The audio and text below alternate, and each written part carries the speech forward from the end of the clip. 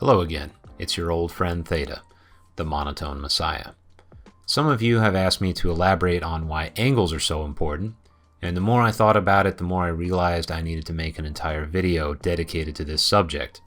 I had been thinking about making a video about something related to angles for quite some time, but the more I explored the depths of this idea, the more it became clear that figuring out how to cut the best angle on your opponents is fundamental to many competitive games. Even games that seem wildly different on the surface. To start with, we need to ask a critical question. Why are angles so important? A good initial response to that is to say angles matter because they can put you in a position to fight your opponent where they are weakest and you are strongest. Without an angle advantage, you're not giving yourself an edge, which in turn means there is much more uncertainty about the outcome of the encounter.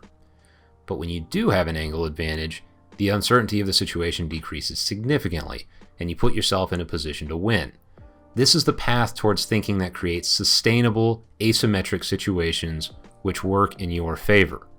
Thinking this way is a significant departure for people who are used to playing more fast-paced, high TTK games.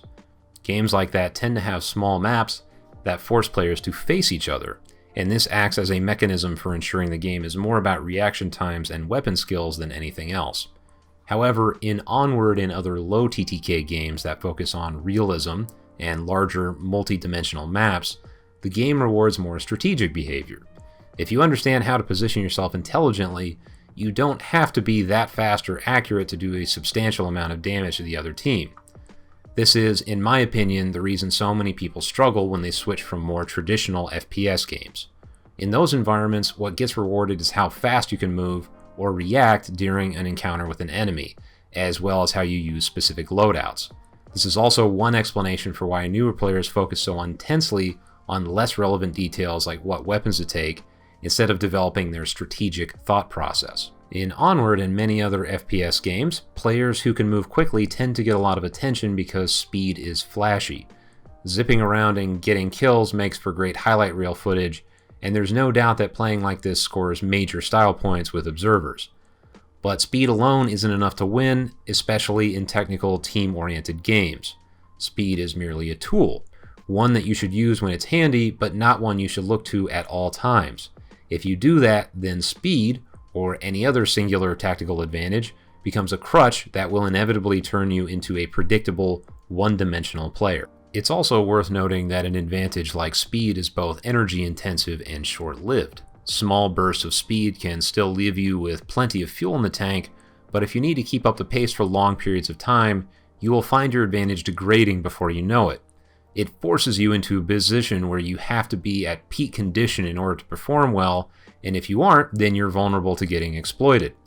My personal philosophy, and the one I recommend you adopt as well, is to look for sustainable strategic advantages that allow me to both beat my opponents reliably and use my resources in an intelligent manner. The heuristic, or rule of thumb if you're not into fancy words, I use is that I want to find ways to win that don't require me to be the absolute best in any given attribute. If I find myself in a situation where my only hope is to be the fastest or most accurate player in the game, then I know I'm doing something wrong. In fact, if you've ever played with me, you know I'm not the most talented player in the game. My speed, accuracy, and other attributes are decent, but in almost every category you can find players who are better than me. But my teammates and I can still beat those players and their teams because we focus much more on sustainable strategic principles than on flashy and technical techniques. To be clear, I'm not saying don't work on your speed, accuracy, or any other tactical parts of your game. Those are important, and I don't want you thinking I'm downplaying them too much.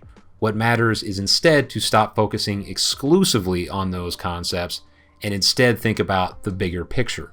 The angle game is the foundational bedrock when it comes to this way of thinking. If you can outmaneuver your opponents and fight them from a superior position, then it doesn't matter if they're faster or more accurate than you are. As long as you are somewhat competent with your weapon and can react in a reasonable amount of time to what's unfolding in front of you, you'll win in most situations where you control the angle.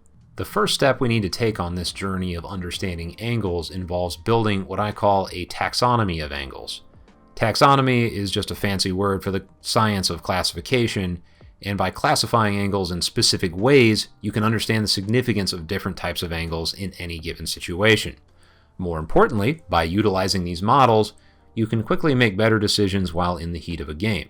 The first set of angles to consider are what I call neutral angles. Neutral angles are any angles that involve you dealing with your opponent in a way that doesn't provide an advantage to either side. The classic example is a face-to-face encounter as illustrated by the situation between Defilade and Nexus. While there are certain advantages endemic to FPS games, such as the Peeker's advantage, that can tilt this battle one way or another, it's common to see the situation end in a trade. Other times, you can position yourself somewhere off the center line of your opponent. The other person will have to adjust in order to neutralize this advantage, but you won't have to. This is called a strong angle because you're in a position to make a strong offensive move against them while they are forced to either react or lose the encounter. Kesney initially had a neutral angle on the approach to Cappy's position, but he transitioned into a strong angle by running through the container. While it would be possible for Cappy to adjust and win that, the moment where he's looking away is enough for Kesney to take him out of the game. In ideal situations, one player will have such a good angle on the other that their opponent has virtually no chance to adjust. Angles like these can create such a devastating position that there is almost zero hope for a counter on their part. The textbook example is illustrated here, with Wookiee being in such a good position that he has time to whip out his pistol and put one in Kesney's dome. I call these dominant angles after the game-theoretic concept of strategic dominance. I won't go into too much detail here, but strategic dominance is the term used to describe a situation when one strategy is better than another strategy for one player, no matter how that player's opponents may play. In other words, a move is classified as dominant when there's nothing the other player can do to stop it. A dominant angle, therefore, is one where you have a certainty, or at least a near certainty, of winning an exchange with your opponent. We also have to deal with the other side of the spectrum in the form of weak angles. Weak angles are those where you're likely to lose, and the worst of the weak angles are a subset of dominated angles. Rather than give an unnecessarily complex example of what a weak angle is, you can understand weak angles by thinking of them as the opposite of strong angles. If someone has a strong angle on you, by default you possess a weak angle. Within our strong angle situation that was illustrated previously, you would say that Kesney has a strong angle and Cappy has a weak angle. One thing you always need to keep in mind is that angles rarely stay in one category for very long. You may start with a weak or neutral angle and then transition to a strong or dominant angle, and vice versa. In other words, the game of angles is fluid and ever-changing as a round progresses. Angles can shift from neutral to strong or weak based on how they're being utilized. For example, you might be facing an opponent, but only one of you is behind cover while firing. JT is looking right at Reinhardt, but is in fact in a better position to win, and therefore you could argue that his angle is stronger.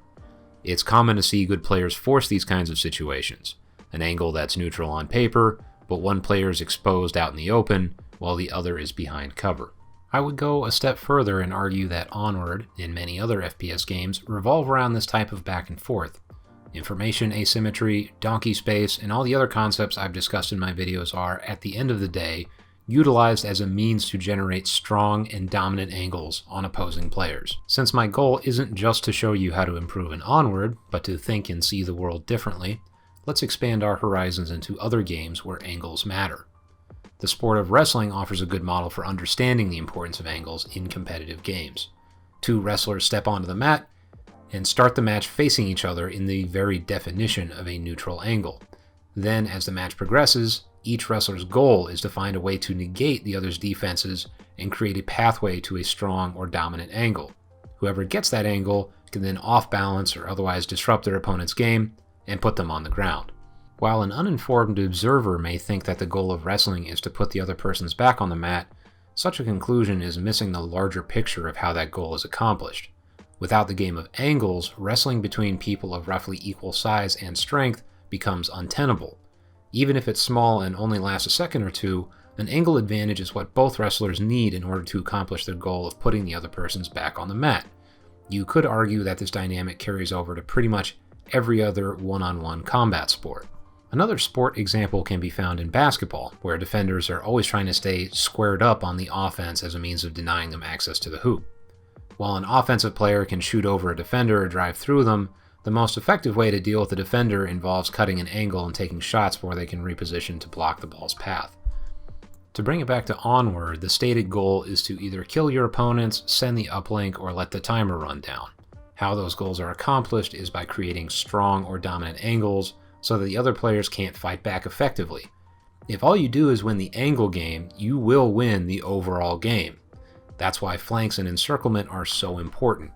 Even if most of your force is in a neutral, even weak angle when facing the other side, a single player or a small group of players running a strong or dominant angle can destroy most or all of the other team.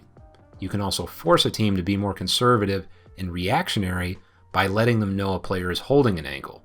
This can put the team on tilt and slow down their tempo to the point that they can either make critical errors or run out of time. A well-developed sense of how angles work is also, as I've alluded to before, a key point of separation between elite players and everyone else.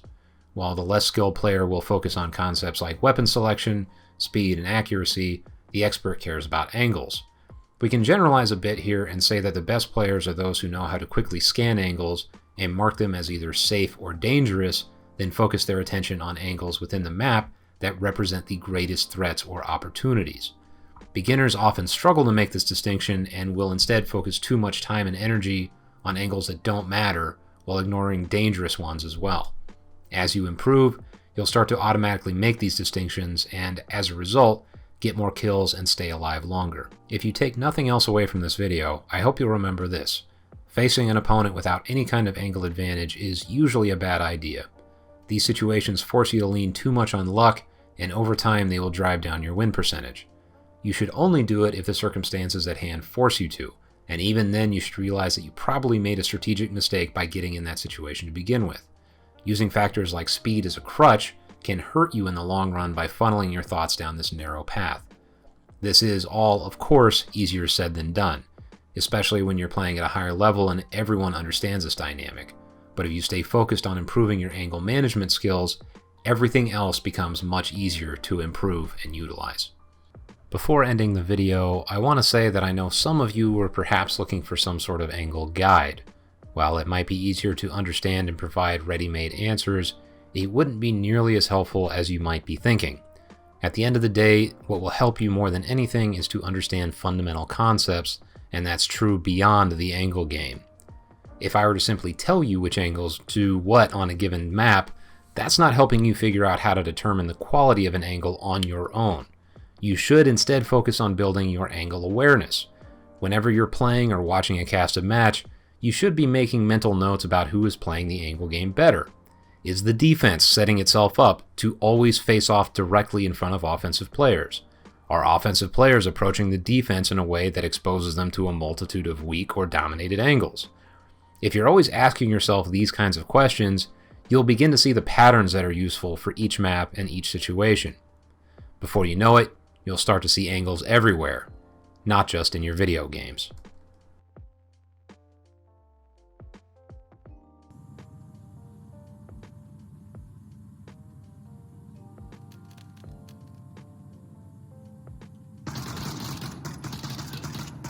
No! No!